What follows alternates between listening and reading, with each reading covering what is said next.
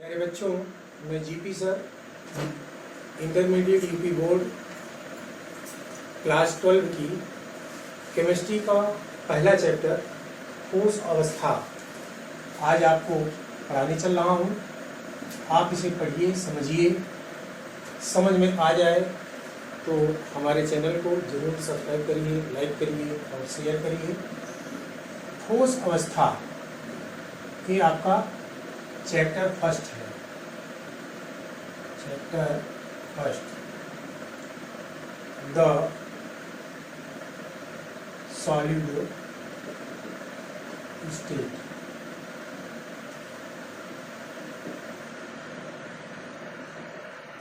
प्यारे बच्चों, ठोस अवस्था आप इसके पहले पढ़ चुके हैं, हाई स्कूल में पढ़ चुके हैं। द्रव्य जो है इनकी तीन अवस्थाएं होती हैं: ठोस अवस्था, द्रव अवस्था, गैस अवस्था। हम प्रकृति में सबसे ज़्यादा ठोस अवस्था में वस्तुओं का प्रयोग करते हैं और कक्षा 12 के फर्स्ट चैप्टर में इसीलिए यह ठोस अवस्था चैप्टर रखा गया है। ठोस अवस्था की परिभाषा हम सब इसके पहले पढ़ चुके हैं। हम आपको पुनः एक बार ठोस अवस्था की परिभाषा बताते हैं। ऐसे द्रव्य या पदार्थ जिनके आयतन, आकार एवं माप निश्चित होते हैं तथा किन्हीं दो कणों के बीच अंतरा अणु का स्थान बहुत कम होता है तथा अंतरा अणु आकर्षण बल बहुत अधिक होता है, ठोस अवस्था कहलाती है। फिर से एक बार इसकी परिभाषा मैं लिख दे रहा हूं। ऐसे द्रव्य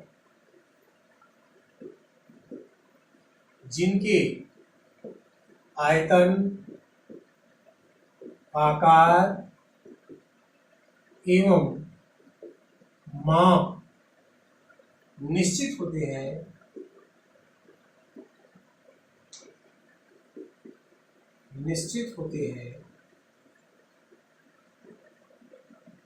ठोस अवस्था कहलाते हैं। ठोस अवस्था कहलाते हैं।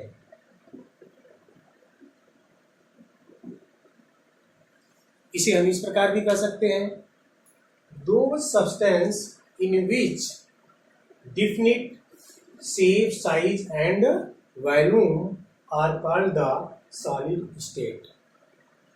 अब मेरे प्यारे बच्चों, ठोस अवस्था के सामान्य अभिलक्षण क्या है? ठोस अवस्था के सामान्य अभिलक्षण।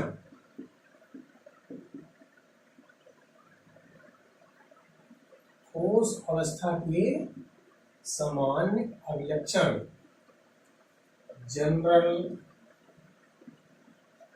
Characteristic of solid state. ठोस अवस्था के सामान्य अभिलक्षण। अब मेरे प्यारे बच्चों, इसके सामान्य अभिलक्षण क्या हैं? पॉइंट वाइज में लिख रहा हूं और आपको बता भी रहा हूं। सबसे पहले, द्रव्यमान, आयतन तथा आकार निश्चित होता है। द्रव्यमान या इसको हम माप कहते हैं, आयतन, आकार निश्चित होता है। ठोस अवस्था का पहला अभिलक्षण है आयतन, आकार एवं माप निश्चित होता है। इसी प्रकार ठोस अवस्था का दूसरा अभिलक्षण है अंतरा आणविक बल प्रबल होता है, बहुत अधिक होता है। अंतरा अणु का आकर्षण बल या हम कह सकते हैं अंतरा रुक आकर्षण बल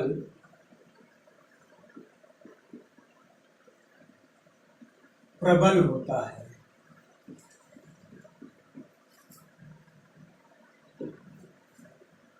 नंबर 3,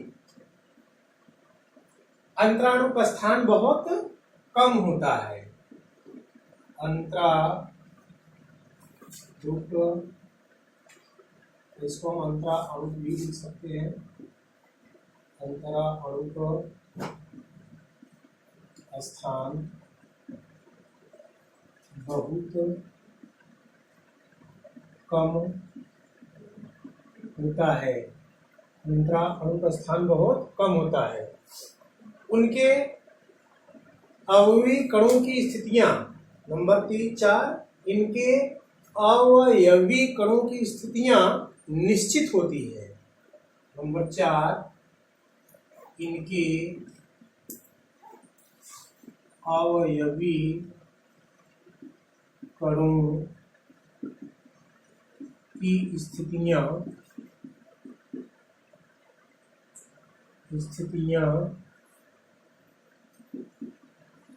निश्चित होती है।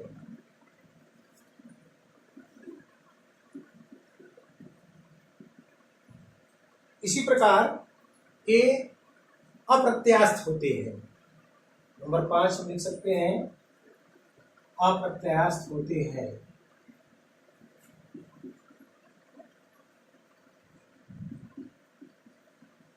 और बहुत से अवलक्षण हैं, जैसे इनमें किन्हीं दो कणों के बीच गतिज ऊर्जा बहुत कम होती है। इस प्रकार से ये ठोस अवस्था के सामान्य अवलक्षण है। अब ठोस अवस्था का वर्गीकरण आपको हम बताते हैं। मेरे बच्चों से नोट करना चाहे तो नोट भी कर लें। अब इसके बाद हम आपको आगे बताने चल रहे हैं ठोस अवस्था का वर्गीकरण। ठोस अवस्था का वर्गीकरण।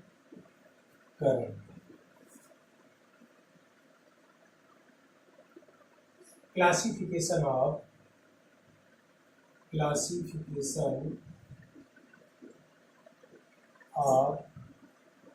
Solid state. Classification of solid state.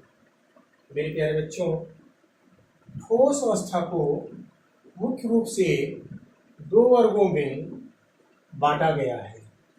ठोस अवस्था को मुख्य रूप से 2 वर्गों में बांटा गया है।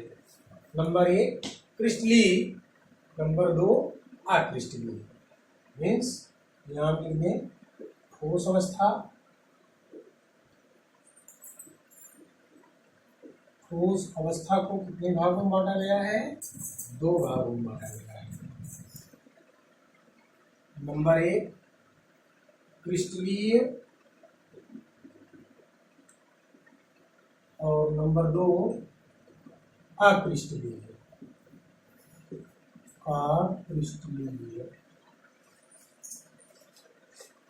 क्रिस्टलीय को हम लिखते हैं क्रिस्टलाइन,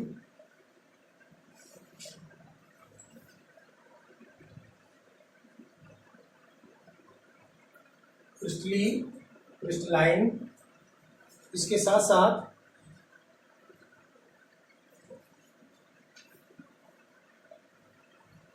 अक्रिस्टलीय को एमार्फस,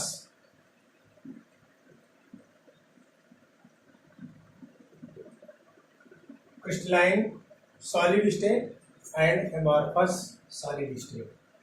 आइए सबसे पहले हम क्रिस्टलीय ठोस अवस्था की परिभाषा समझते हैं।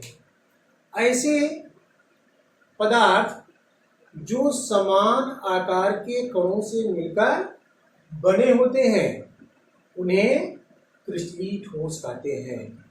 ऐसे पदार्थ जो समान आकार के कणों से मिलकर बने होते हैं उन्हें क्रिस्टलीय ठोस कहते हैं। ऐसे पदार्थ जो समान आकार के कणों से मिलकर बने होते हैं उन्हें क्रिस्टलीय ठोस कहते हैं, क्रिस्टलीय ठोस अवस्था कहते हैं। अक्रिस्टलीय ठोस अवस्था क्या है? ऐसे पदार्थ जो असमान आकार के कणों से मिलकर बने होते हैं, ऐसे पदार्थ, ऐसे द्रव्य जो असमान आकार के कणों से मिलकर बने होते हैं, उन्हें अक्रिस्टलीय ठोस कहते हैं। जैसे अक्रिस्टलीय ठोस और क्रिस्टलीय ठोस के बहुत से उदाहरण हैं। यहाँ अब इनके हम सामान्य अभिलक्षण सबसे पहले क्रिस्टलीय ठोस और अक्रिस्टलीय ठोस के सामान्य अभिलक्षण। सामान्य अभिलक्षण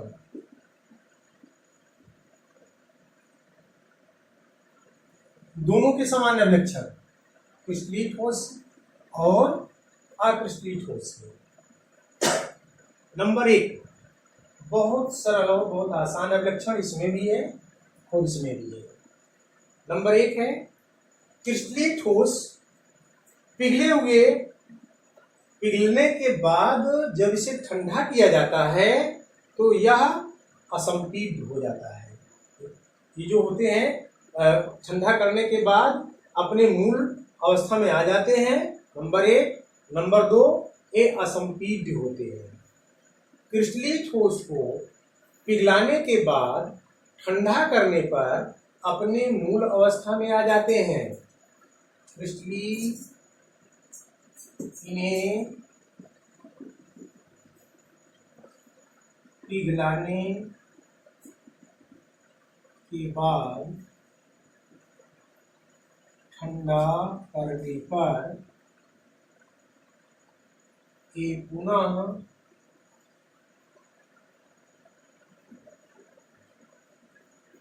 अपने मूल अवस्था में आ जाते हैं।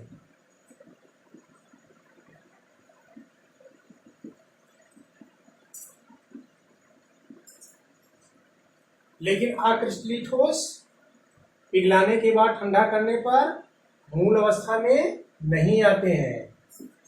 पिघलाने के बाद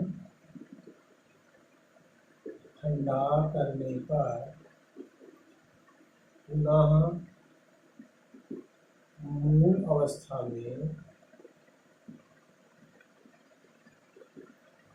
नहीं आते हैं।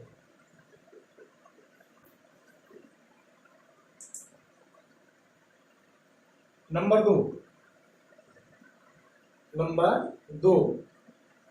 दो में क्या है कि ये असंपीड्य होते हैं। क्रिस्टलीय ठोस असंपीड्य होते हैं, असंपीड्य होते हैं। और ये भी असंपीड्य होते हैं। नंबर ये विषम दैशिक होते हैं। विषम दैशिक होते हैं और ये समदैशिक होते हैं। समदैशिक होते हैं। प्यारे बच्चों, विषमदैशिक और समदैशिक क्या है?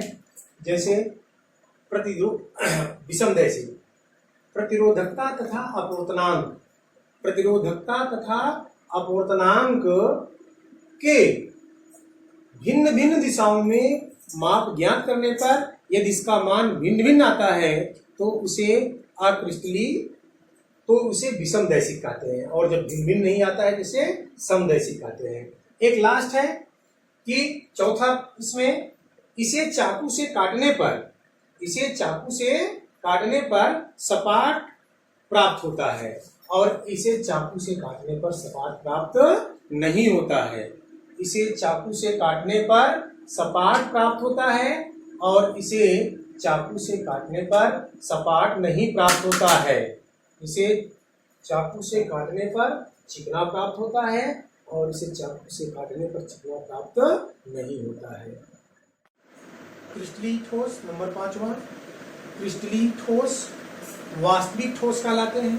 क्रिस्टलीय ठोस वास्तविक ठोस कहलाते हैं तथा अक्रिस्टलीय ठोस आभासी ठोस कहलाते हैं। नंबर 6, क्रिस्टलीय ठोस दीर्घ परासी व्यवस्था में होते हैं।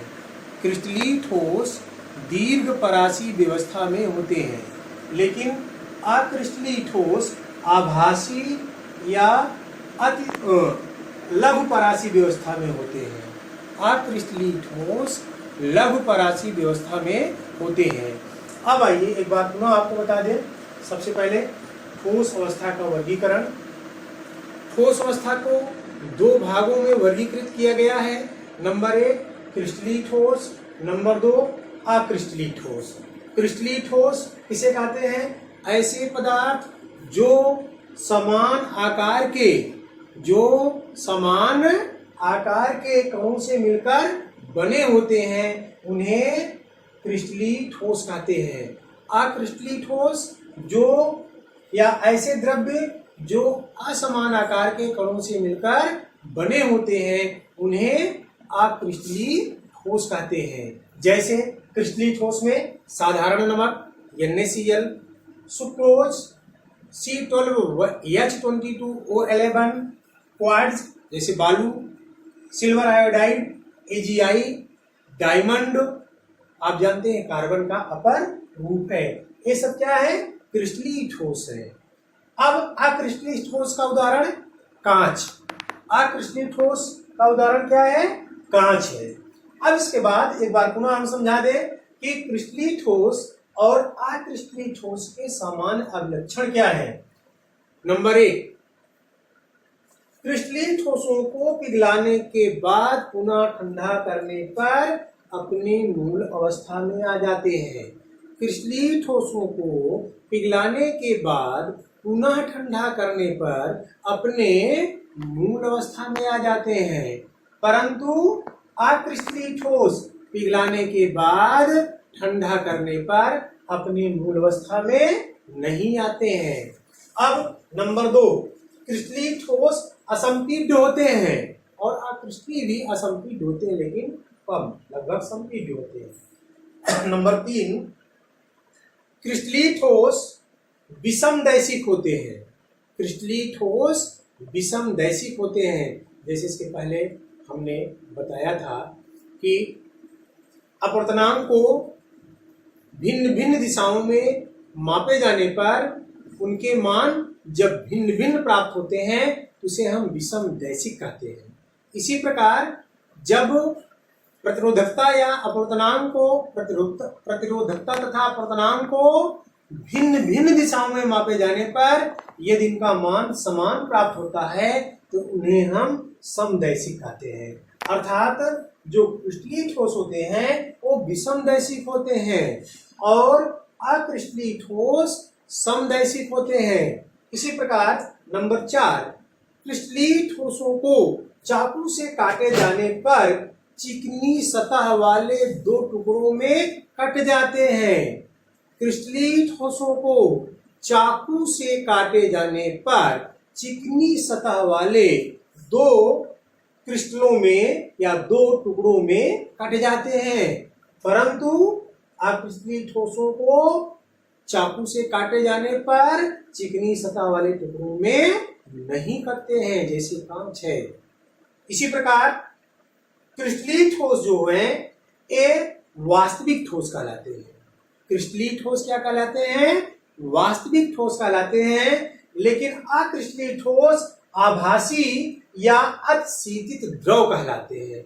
अतिशीतित द्रव का मतलब क्या होता है प्यारे बच्चों, ध्यान से समझो। जो आप अपने दैनिक जीवन में खिड़कियों में कांच के जो है लगे होते हैं, कांच की खिड़कियां लगी होती हैं और बहुत पुरानी खिड़कियों में अगर आप देखेंगे तो कांच ऊपर से पतला हो जाता है और नीचे से मोटा हो जाता है, अर्थात वो धीरे धीरे ऊपर से नीचे की ओर द्रव की तरह चलने लगता है। इसी को हम कहते हैं अतिशीतित द्रव। अर्थात हम कह सकते हैं जो अक्रिस्टलीय ठोस होते हैं ये आभासी ठोस होते हैं, या इन्हें हम अतिशीतित द्रव कहते हैं। परंतु क्रिस्टलीय ठोस जो होता है वो क्या होता है, वास्तविक ठोस होता है। इसके साथ साथ एक बहुत मोस्ट पॉइंट है बेटा, जो क्रिस्टलीय ठोस होते हैं दीर्घ परासी व्यवस्था में होते हैं। क्रिस्टलीय ठोस कैसे होते हैं, दीर्घ परासी व्यवस्था में होते हैं, लेकिन अक्रिस्टलीय ठोस जो है लघु परासी व्यवस्था में होते हैं।